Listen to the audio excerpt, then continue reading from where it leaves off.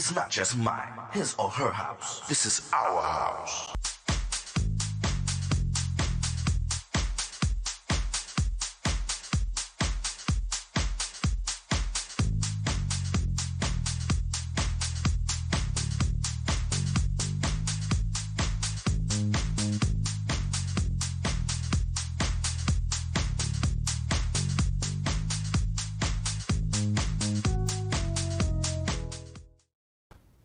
Hello, everyone. This is Tyrone Lowe. This is my show, The Legends. And before I start my show, I want to thank everybody that actually subscribes, tune in, and check out the different platforms that this show consists of. And on my show today, I have somebody that's been on the show before, but we didn't have enough time to cover different sides of him. And today I bring you Duane Nite, aka Dr. D.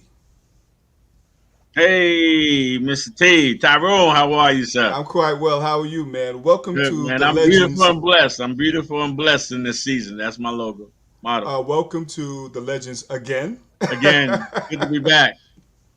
So Good what to we're be going to back. talk about, Dr. D wear many hats. You know, he's Yeah, also a DJ, yeah. one of the very first DJs, or you can say the first The DJs original.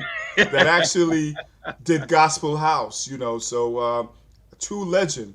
You know, but besides that, he has another side of him about some books that he's wrote, Right.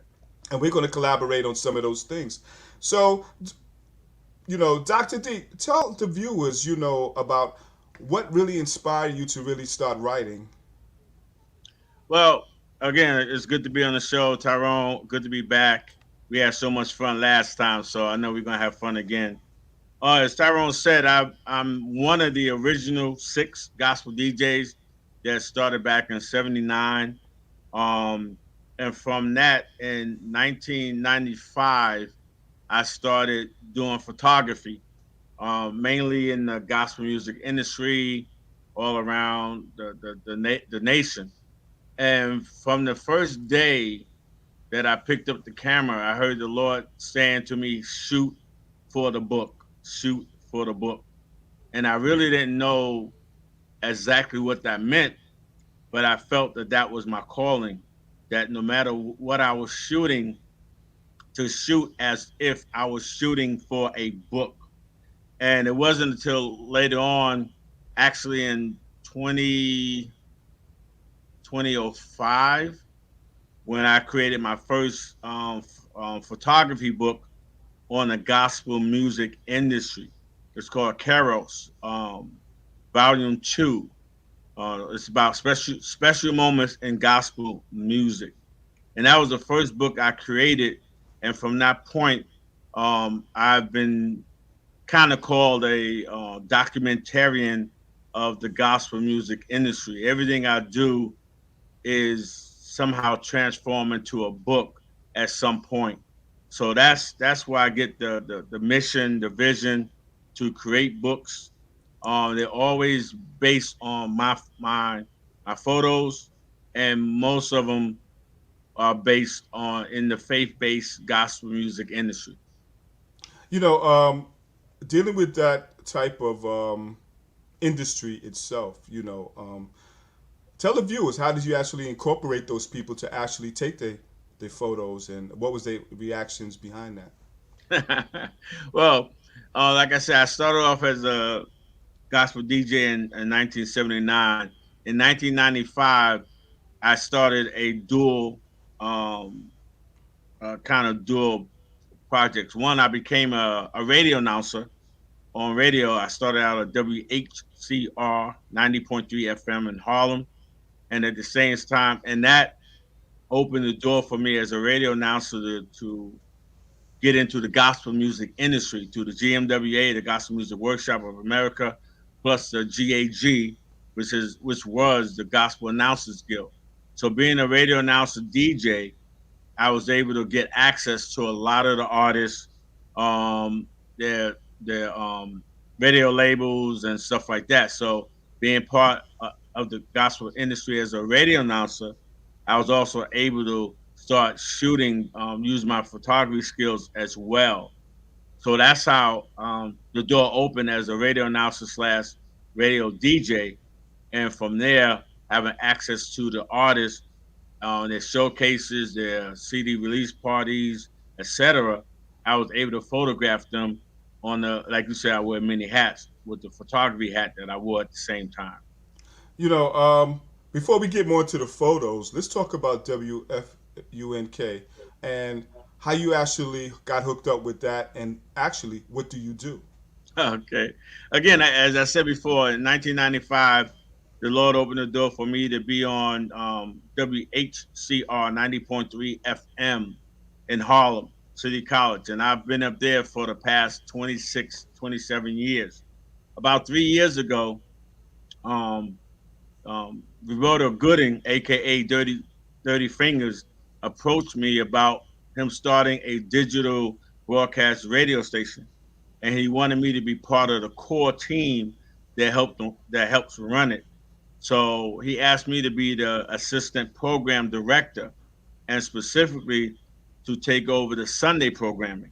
And so for the last 3 years, we've been building up our Sunday programming and as well as the programming on the radio station. So the first of this year, we changed our name from WFNK to funknationradio.com.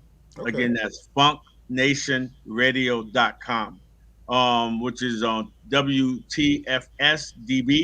DB is for digital broadcasting. So we are legally, I don't say legal, but we are officially, officially a digital broadcasting radio station now, on our way to becoming a charting station so that artists can be get their royalties as we play their music. So that's what I do now as far as the radio side of me. I'm still on WHCR 90.3 FM, but for funknationradio.com, I'm the assistant program director for the past 3 years. Okay, and that's kind of cool, you know, because I've been up there a few times, and I've been offered to play there a few times too, but my schedule never really, allowed me to. With Tina, Yeah, well, and I've been up there, and I've seen other guys come up there and they spin, and when they oh have the yeah, marathons, yep, stuff that's like right. that. Now, I first met you. I don't know if you remember. They had a large gathering up there at WFNK where everybody was there. Tina, everybody. We took this big, large picture with everybody. Okay, Um, okay. You talking about being Dirty, at WHCR, right, WHCR, right. It right? was Dirty Fingers was there. Right. Everybody Yep. was there, and I distinctly remembered. And I said, "Wow, this is quite an establishment." So we're going to take it forward, and let's talk about a celebration of life, and how did you Yeah. actually incorporate that, and the energy that you're actually putting out for that. Yeah, I thank you for that question. That brings us to where I am today with the photography. Like I said, I started the photography in 1995, and in 2010, my favorite uncle passed away in Baltimore, and I shot his funeral, and I created a book from that funeral for my aunt as a gift. And when I gave her that gift, um, as she went through the pages, she said she didn't remember half the people that was in the book.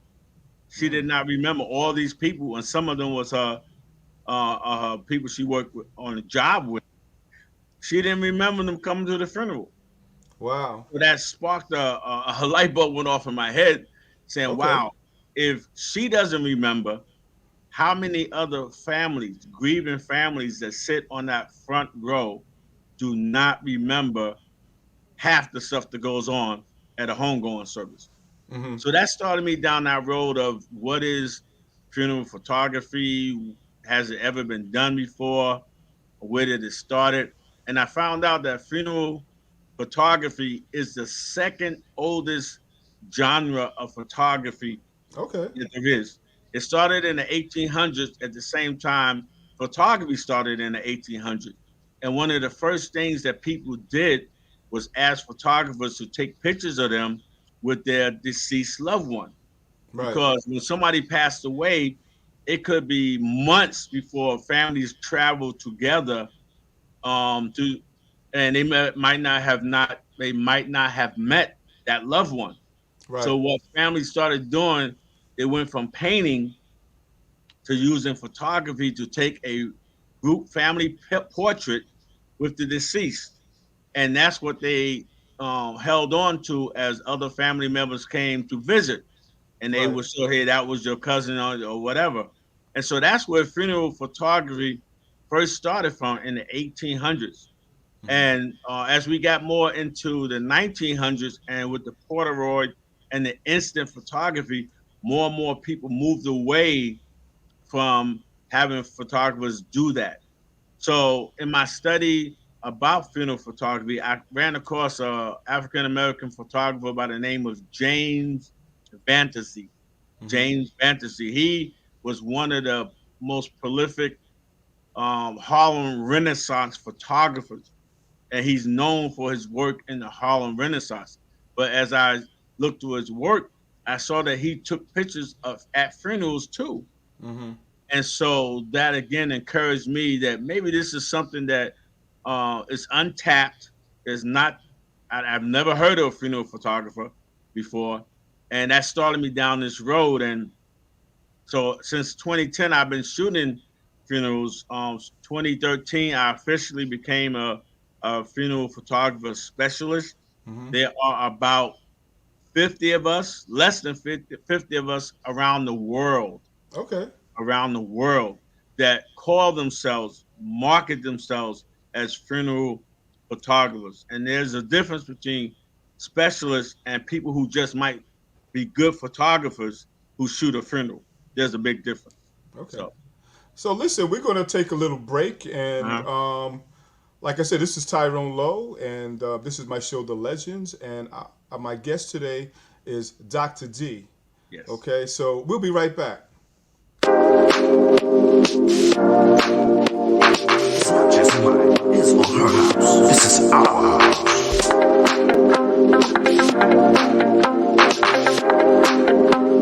We got some fun people in the house tonight.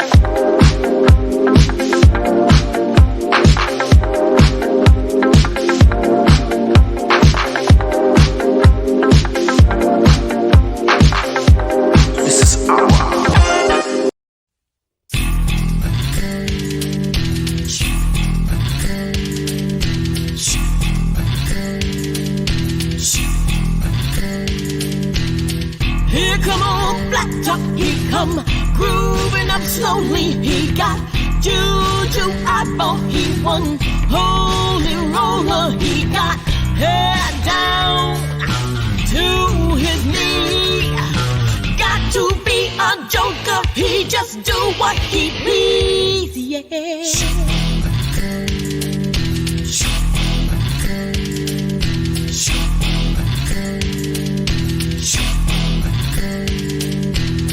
He went on shoe shine, he got toe jam football, he got monkey finger, he shoot Coca-Cola, he say, I know you know me. One thing I can tell you is you got to be free. Come together right now over me.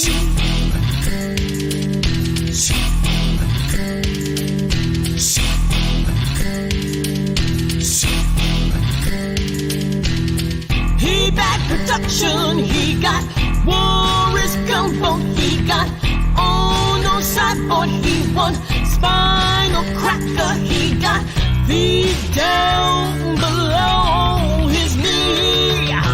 Hold you in his armchair, you can feel his disease. Come together right now over me.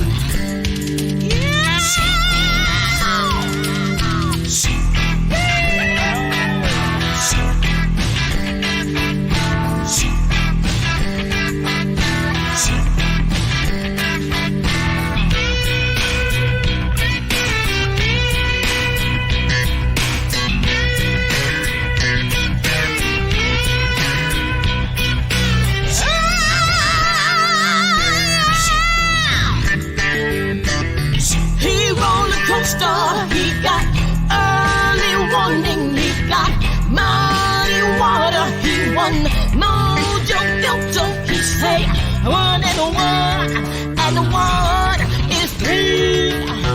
Got to be good looking, cause she's so hard to see. Come together right now over me. Oh,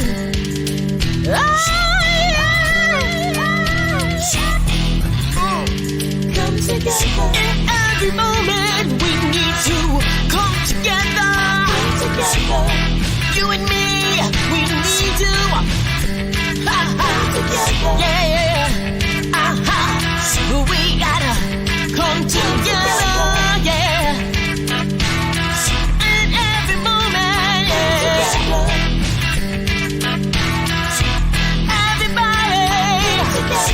You know we gotta, you know we need it, you know we gotta, hey, you know we gotta, you know we need to, we gotta come together. We can't do it all by ourselves, no. We gotta come, we gotta be, everybody. Let's get together, yeah. Let's get together, yeah. Let's come, no. For me, forever, and so everybody, let's come together. Oh my god. Bad, No, but we're badasses with badasses. okay. I don't give her permission to say those words.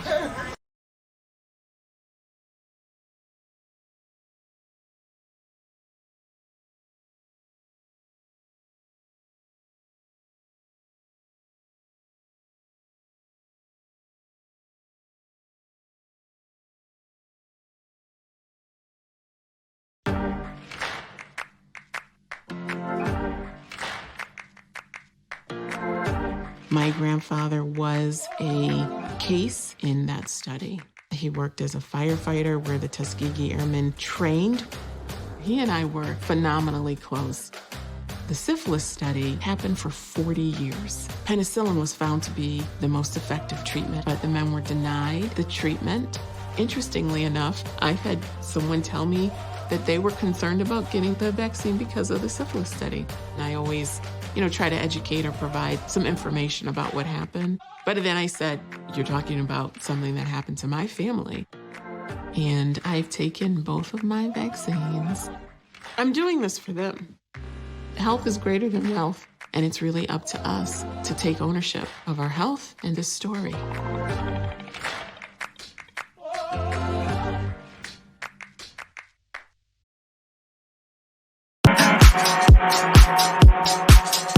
It's not just mine, his or her house. This is our house.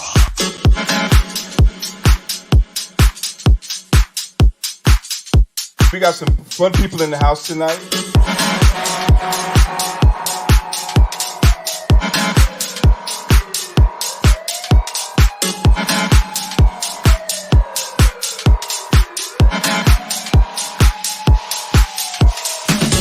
This is our house.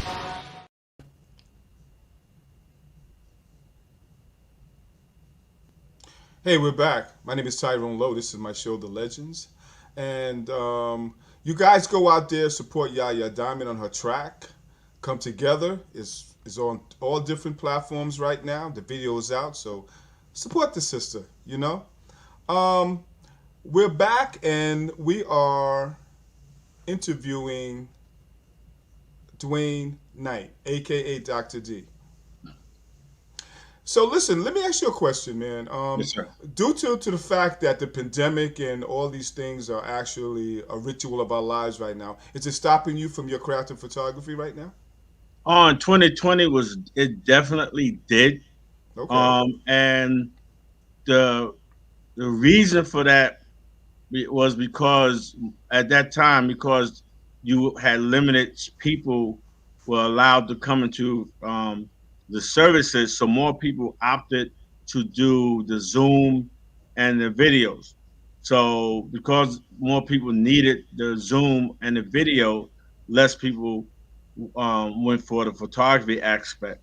But since we've been In 2021, the doors have been opening again, and more people are allowed to come into the services. People have gone back to capturing those services with photography. And our motto at Your Legacy Photography is that we help grieving families heal through photographies, with photography, and that's what people who really understand the nature and the value and the legacy that can happen with photography. Those are the people that usually seek us out to capture those special moments. My question to you is because due to the fact you're in that field, did you have any second thoughts about in the beginning of doing something post mortem? Again, when you study the history of funeral photography, in the beginning, in the 1980s, it was the 1800s, excuse me, it was called post-mortem photography. That's Okay, what it started out being called. Like I said, as I studied people like James Vantasy, it became more funeral photography. right. And that's the term that most people understand today as most as funeral photography. As a matter of fact, the book I did on funeral photography, it says about it has postmortem photography up there, and so that was one of the books where I wanted to bring back the art and the beauty of funeral photography. Most people, um, that's one of the books that I did for a family. Those are my legacy books. We do those books, 12 by 12 books for the families. Those are one of the style books that we produce when we capture funerals. Okay. Um, we're not really allowed to really discuss prices on Mhm. Bronx Neck TV, but is it expensive or inexpensive, or do they have a moderate rate to work with somebody's budget? Well, we do work with people's budgets, with people, but it is an investment. Photography as a whole, when you go into creating wall pictures, when you go into creating books, it goes more like an investment. Is if you're just shooting and you put it on social media, you put it in your cell phones. Nah, there's not that much of a cost to do that. Right, But when you come from the old school, like I do, where print is important, I'm a fan of print. There's nothing like having a print in your hand. So right. whether that's a print on your wall or print in a book, it is an investment. Is not cheap, but it's well worth the investment. I've had one family I shot their services for their loved one.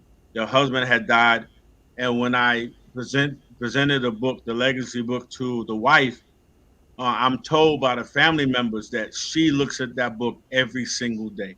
Wow, Every single day. I've had um, family members that look at the book and they're crying when they look through the book because they don't remember all of this.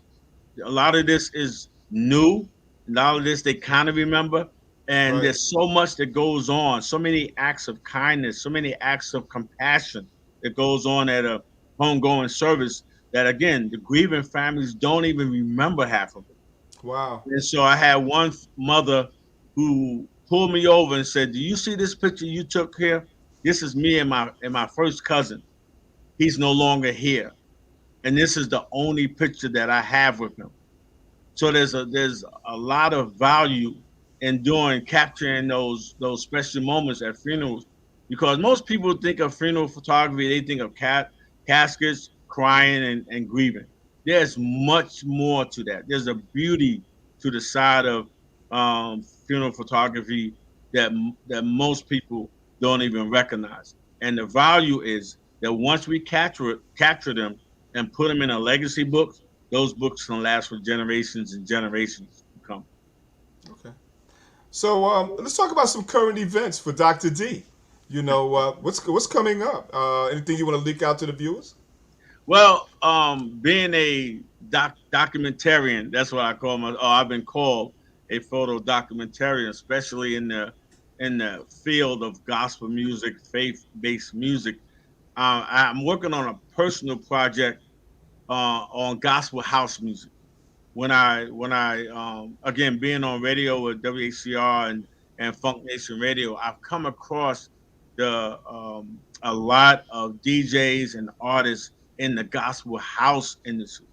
And just like in 1995, when I did the first photography book on gospel music, there's not many photography books. They're black and white, most of them, and they're more text. But my books are all based on photography. So right now I'm working on doing a photography book on gospel music. I call it the gospel music experience, telling the stories of the DJs and the artists who are in gospel music. And again, if you go to the bookstores and you try, yeah, that's the first one. That's the first book on gospel music industry. That's a photography book, full color, based on photos. And again, if you go to the bookstore, you try to find a book on gospel music or gospel house that's based on photography, you cannot find it. So that's one of my personal projects is to document people, the DJs, the music, and even the artists that are in gospel house music right now. You know, I just put out one about a couple of days ago. I don't know if you've seen it or not. You know, I put out quite a few. I think it was Gospel number 38. I just put out about 2 days ago. Okay. You know? So, any shout outs to anyone, Doc? Well, I gotta shout out my beautiful wife, Elder Gloria McCray Nite. That's my beautiful wife. Of 22 years this year. We've been Okay. married 22 years. Of course, all the people, like you said, Tina Dixon, Boo Boo, shout her out. All the crew over yeah, that's my beautiful wife. She makes me look good all the time. Um, Shout out all those at Funk Nation Radio that make that the station. We call ourselves a party in your pocket DJ programming on a radio format. Again, Dirty Fingers, DJ Rome, DJ Dog. Those are the members of the Function Sound that help keep that station doing what it do. But we have a number of DJs and radio hosts on the station that lend their time to produce shows and really give you a well-rounded variety of music on funknation.com. But I like to shout all of those out. It would take me all That's day, real cool, man. all That's day real to cool. shout you guys out. But All right, yeah. so listen, this has been another T-Love video production. This is my show, The Legends. This is my guest, Dr. D, a.k.a. Duane. I call him Duane, you know. But listen, I thank you guys for really participating in the show and listening. And thank you, Duane, for being so informative. And this has been another T-Love video production. And y'all guys just come back and tune in for another episode. Thank you. I'll see you Good to guys be here. later. Thank you. It's not just mine, his or her house. This is our house.